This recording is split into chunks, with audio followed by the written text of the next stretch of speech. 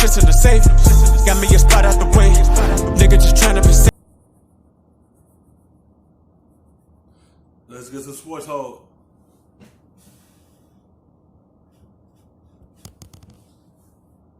Available come the trade deadline. According to Sam Amick of The Athletic, the Lakers have shown a recent willingness to listen to pitches for Kyle Kuzma. So, Ramona, do you expect Kuz to be on the move?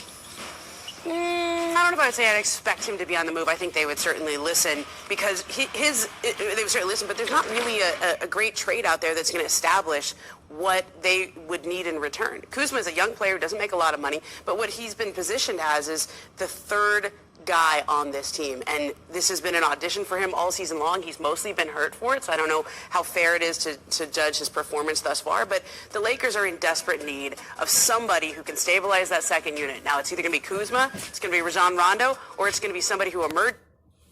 That's what they're looking for. They're trying to figure out when LeBron or AD sent down, who in that second unit could take over for them. So they don't have to get right back in because the team catch up to them and make it like a 1-point game. When they have a large lead, or they lead by at least by like 8 or 9 points, they want to at least sustain that lead and let them get more rest and not have to put them right back in because you see the game getting close or somebody took the lead or took a 6-point lead over them because they were sitting down the bench. They're trying to find that guy who could have a chance to take over when they sit down, have a second unit and take charge of that. They just trying to find that, and they wanted to be Kuzma, but he he missed half of the season with the injury. He's still trying to find himself through this season. Just from that second unit, but they've got to find somebody who can hold a lead when LeBron and AD come out. Not the way Rondo's playing. It's definitely not Rondo. Yeah. So this is one of those nuanced things. So when you talk to the Lakers, according to some teams that I've talked to, Kyle Kuzma is available. Doesn't mean that they are saying, will you take Kyle Kuzma off our hands? But if you want Kyle Kuzma, he is available right now. The challenge is he makes $2 million. So under the NBA trade rules, remember, if you're the Lakers, you're going to trade Kyle Kuzma, you're going to want a player that is as good or better to come back. Or in some situations, maybe multiple players. Right. But you can't do that with a $2 million player. Right. So it makes it very difficult to find a trade. Secondly, the real piece that they would have to sort of add to it would be Kentavious Caldwell-Pope. He's the guy who makes the most money of a guy they could trade. Caldwell-Pope has a no-trade clause because of the nature of his contract. And this summer, not a lot of teams have money. It's not a time that people were going to be... The reason he's got no trade clause is he would give up his bird rights in the trade. These are not the days to give up your bird rights, ladies and gentlemen, and everybody knows this. And then maybe they could pad the trade out with like DeMarcus Cousins. But even in that case, DeMarcus Cousins may not play again this year. So it's very difficult for the Lakers. It is difficult because Kyle Kuzma just made $2 million. And then his value was not high standard right now for everybody to want to willing to trade for him.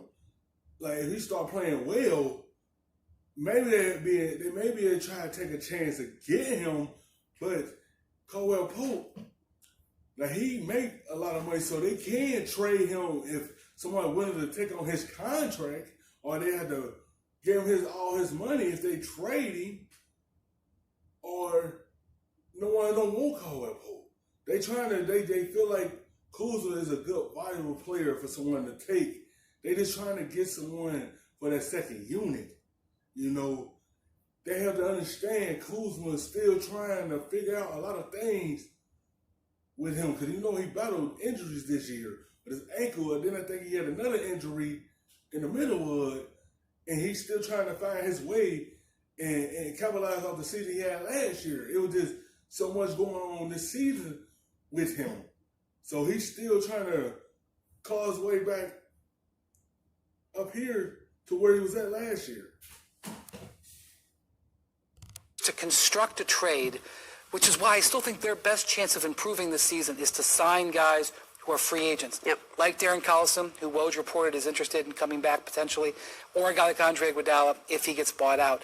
And that's why, LeBron over the weekend put out something on Instagram where he said, people still think we gave up too much for Anthony Davis. Right. I do still think that, because it was a one-to-one negotiation, and where the Lakers are going to feel the Anthony Davis pinch is not when he scores 46. Then you're thrilled. But it's because they gave up.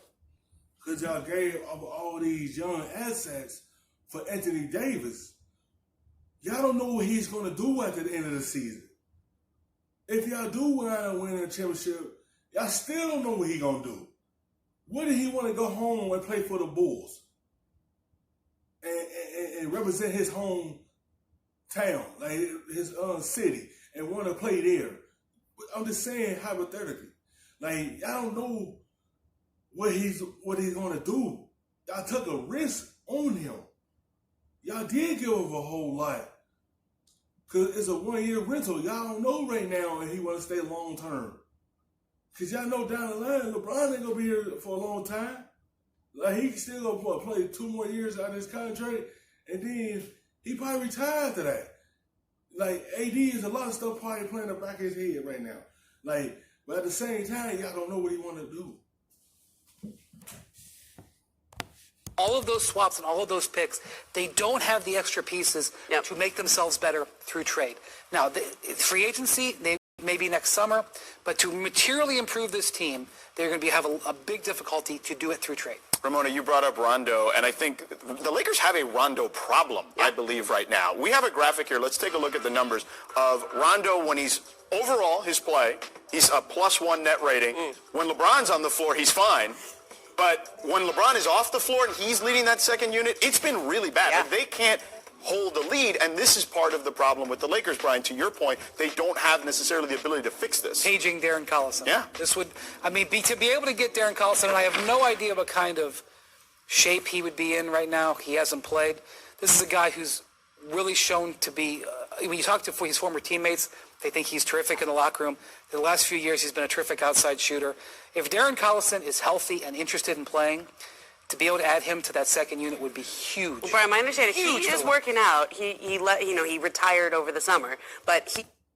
That will be huge for them, because that's what they need on the second unit. Because AD and LeBron can't play 50 minutes or anything to try to keep them from giving up the lead. They need someone on that second unit that could create their own shot and be able to sustain this lead. Let your 2 main guys get rest, and then get back in and finish the game over. When your second unit is not playing as well, AD and LeBron to get a minute on the bench, they have to get back in to take the lead back. That's the problem they had. That's the problem they had with that second unit. That's what really hurting them, because that second unit ain't got no one who could take fully control of it. He has been working with kids every single day. That was part of why he wanted to retire and do some ministerial work. But he's in shape. And I think the question is really, he wants to come back. He prefers to play for contender. There's 2 contenders in his backyard. He grew up here. He went to Etiwanda High School out there in Riverside. Part of the reason he retired was the NBA life got to be a grind and he didn't want to keep moving around.